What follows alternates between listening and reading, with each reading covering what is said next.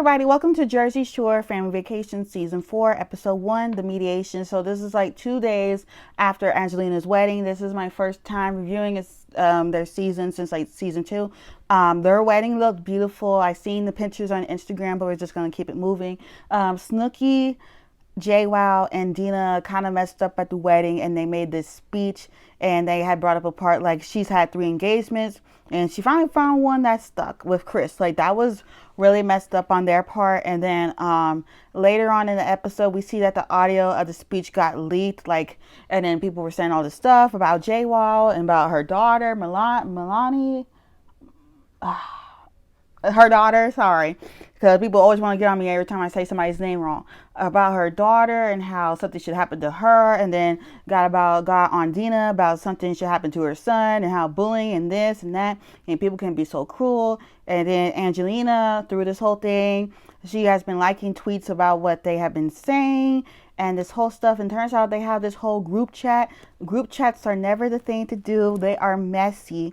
Yeah. And it turns out, Dina was like, I'm ready to leave. I mean, I don't want to speak to her again. And Dina was saying the same thing. And I think Snooki did too. And they all tagged along. And then we see Snooki left the show, which I think was the best thing in her interest. Because even now she looks happier with her daughter and her sons and her husband. That's the best thing to do.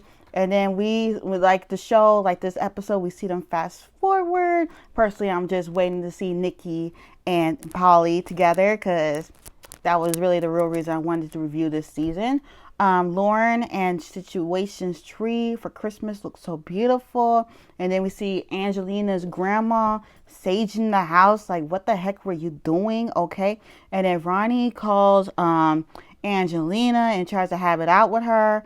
And they all have known each other for way too long to keep this up, just to, have this episode be all about this. Like, can we have it about something else? And then we see them giving Christmas gifts to their loved ones. And then we see it flash forward to 2020. Mike is saying this is really going to be our year.